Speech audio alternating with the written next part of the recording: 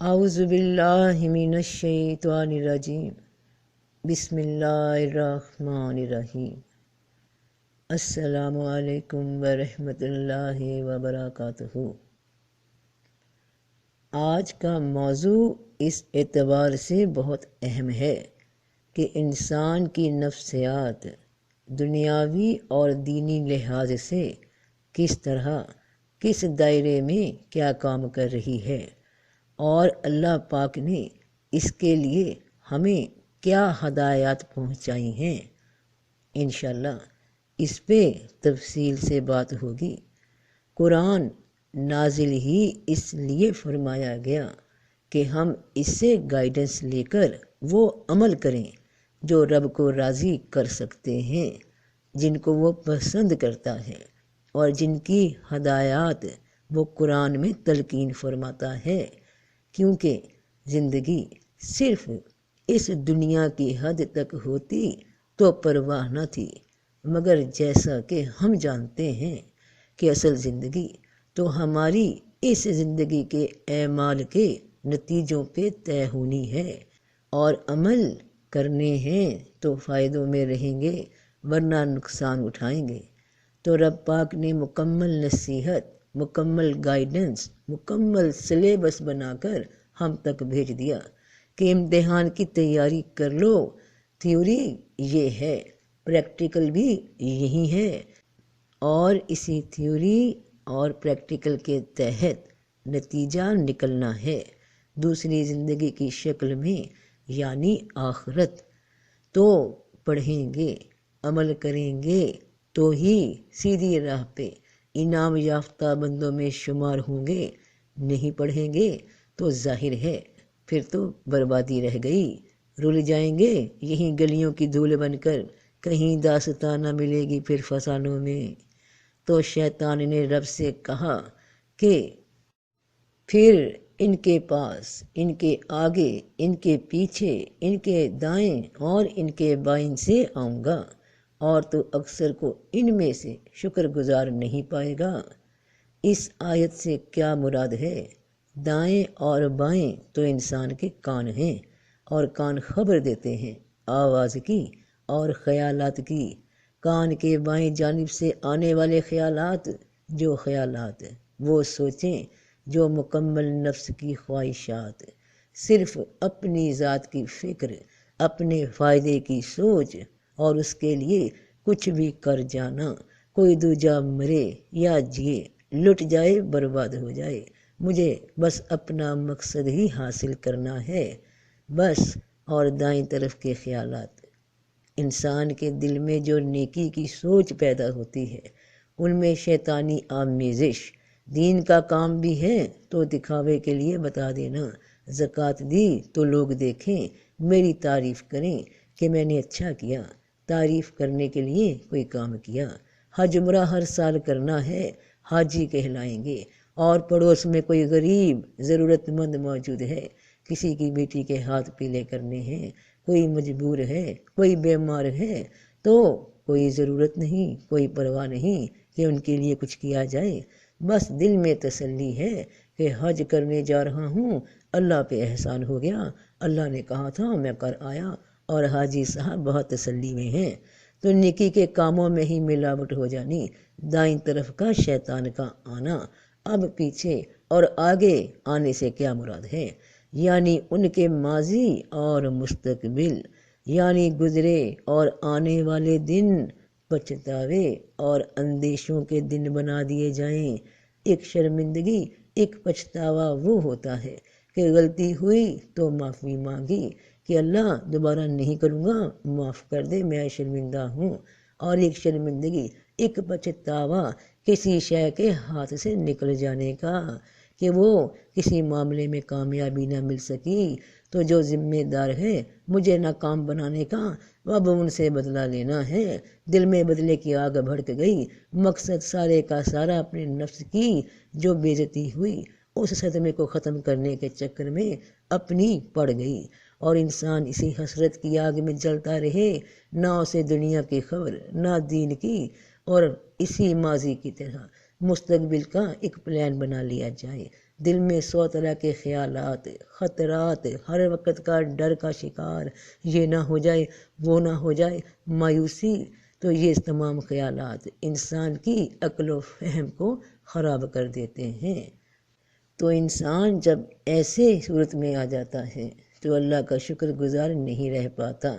کیونکہ شکر کس بات کا کرے گا جب کہ اس کے دل میں گلے ہیں، بدلے ہیں۔ تو پھر اور البتہ انہیں ضرور گمراہ کروں گا، اور البتہ ضرور انہیں امیدیں دلاؤں گا، اور البتہ ضرور انہیں حکم کروں گا کہ جانوروں کے کان چیریں، اور البتہ ضرور انہیں حکم دوں گا کہ اللہ کی بنائی ہوئی صورتیں بدلیں، اور جو شخص اللہ کو چھوڑ کر شیطان کو دوست بنائے گا وہ صریحاً نقصان میں جا پڑا۔ جانوروں کے کان چیرنے سے کیا مراد ہے؟ کیا یہ مراد ہے کہ جانوروں کے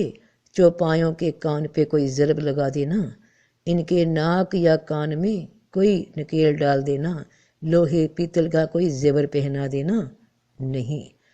حضرت ابراہیم علیہ السلام سے منسوب وہ قربانی کا درس جو ہر سال ہم بڑی عید پہ یاد کے طور پہ مناتے ہیں، یہ دن ہمیں درس دیتا ہے قربانی کا، صبر کا، برداشت کا۔ حقوق العباد یا حقوق اللہ پورے کرتے وقت انسان کو اس بات کا خیال اگر نہ رہے کہ اس کی کوئی خواہش، کوئی نفسانی جسمانی خواہش ایسی نہ ہو جسے وہ قربان نہ کر سکے، تو شیطان نے جانوروں کے کان چیرنے یعنی قربانی کے اس جذبے سے بندوں کو بھٹکا دوں گا کہ اپنی اپنی خواہش کسی پہ قربان نہ کریں گے، نہ اللہ کے حکم میں، نہ کسی انسان کے لحاظ میں۔ اسے حکم دے گا انسان کا نفس، یہ شیطان، نفس کا وہ روپ جو اسے آسن تقویم سے، نفس مطمئنہ سے اسفل سافلین یعنی نفس امارہ میں لا کھڑا کرتا ہے کہ اللہ کی بنائی صورتیں بدلے، یعنی اللہ کے دیے قانون، اس قانون سے برآمد ہونے والے نتائج کو بدلنے کی کوشش کرے گا، جو دجالی مشن ہے۔ تو جس نے یہ کام کیے کہ قربانی، صبر، برداشت کو ترک کیا اور اپنے جی کی مانی، اللہ کے حکموں کے خلاف چلا، تو وہ خسارے میں، نقصان میں پڑ گیا۔ پھر کیوں نہ ہوا کہ جب ان پر ہمارا عذاب آیا تو عاجزی کرتے، لیکن ان کے دل سخت ہو گئے اور شیطان نے انہیں وہ کام آراستہ کر دکھائے جو وہ کرتے تھے۔ پھر جب وہ اس نصیحت کو بھول گئے جو ان کو کی گئی تھی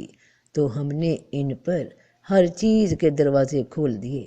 یہاں تک کہ جب وہ ان چیزوں پر خوش ہو گئے جو انہیں دی گئی تھیں تو ہم نے انہیں اچانک پکڑ لیا، تب وہ نا امید ہو کر رہ گئے۔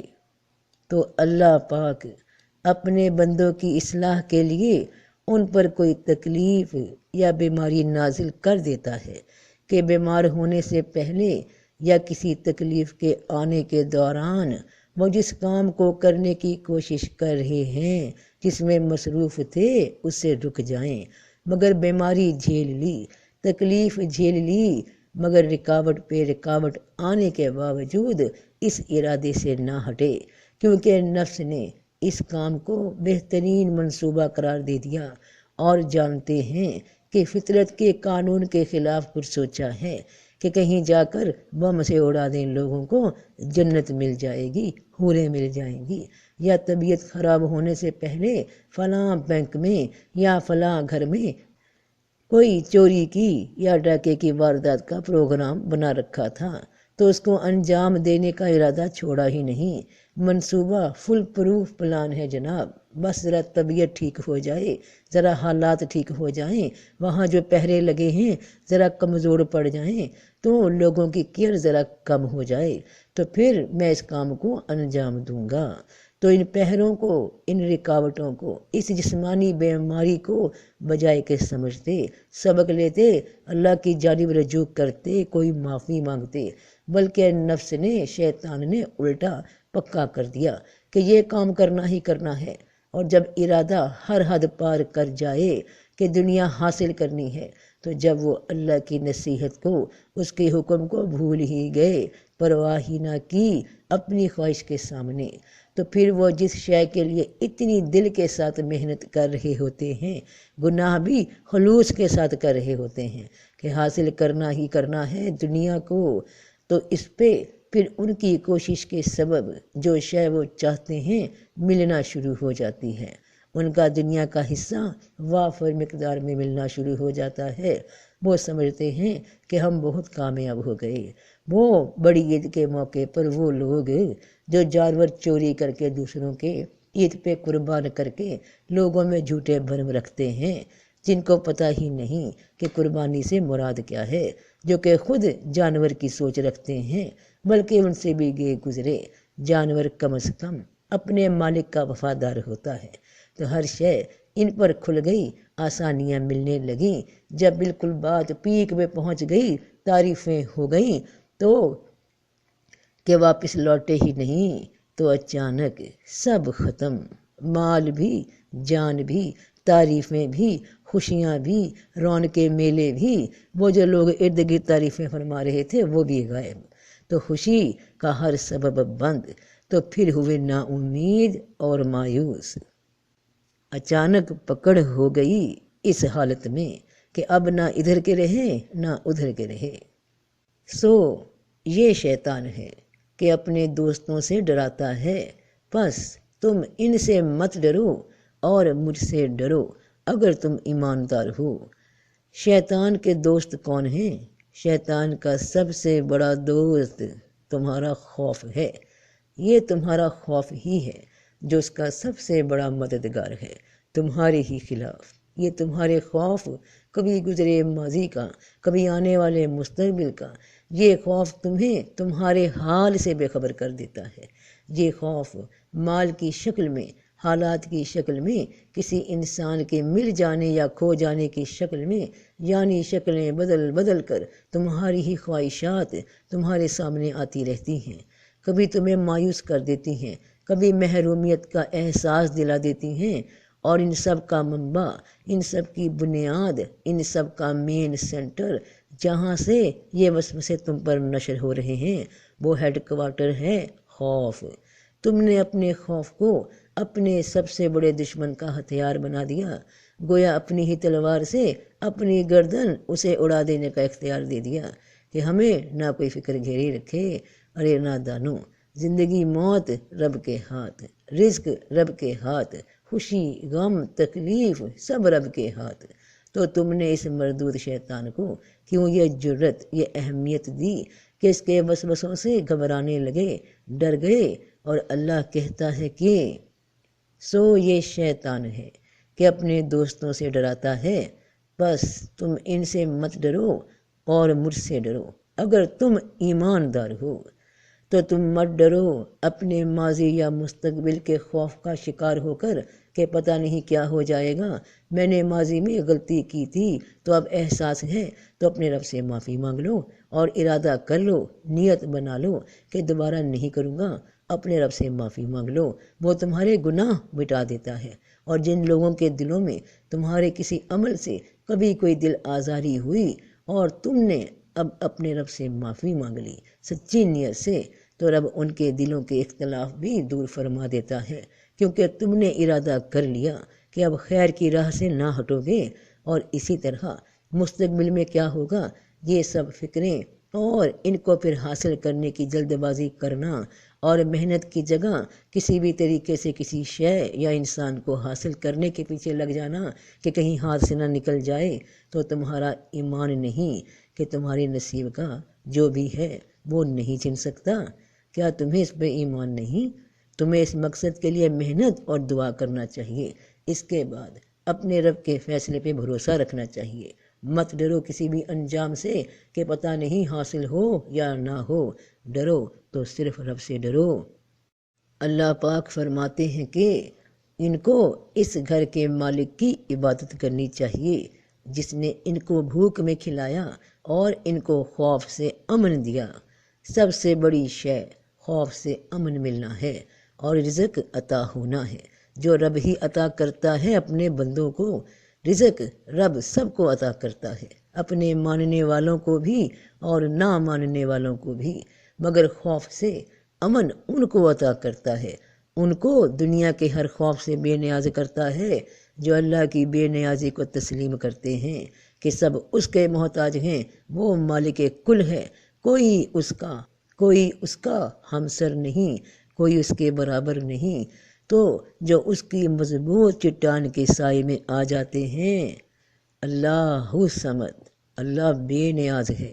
اللہ چٹان ہے۔ صمد کو چٹان بھی کہا جاتا ہے، وہ چٹان جو انسان کو ہر قسم کے خیالات سے، حالات میں، ہر قسم کے خوف میں اس طرح محفوظ رکھتی ہے جیسے ایک ماں اپنی اولاد کو چھپا لیتی ہے، اپنی رحمت کے سائے میں، اپنی گود میں، اپنے سینے سے لگا لیتی ہے۔ تو رب پاک نے اپنے بندے کو شیطان کے ایک ایک وار سے آگاہ کیا۔ بندہ جب اس شیطان کا طریقہ واردات سمجھ لیتا ہے تو اس کو اپنا راستہ ہموار کرنا آسان ہو جاتا ہے۔ اگر تم اپنے دشمن کی طاقت کا اندازہ لگا لو کہ وہ کہاں تک جا سکتا ہے، تو جہاں اس کی بس ہوتی ہے تم وہاں سے اپنی حفاظت کا انتظام شروع کرو۔ تو دیکھو، سنو، پڑھو کہ رب پاک ہمیں کس طرح آگاہ فرما رہے ہیں۔ اگر تم چاہتے ہو، اگر تم سمجھ رکھتے ہو، اگر تم عقل سے کام لیتے ہو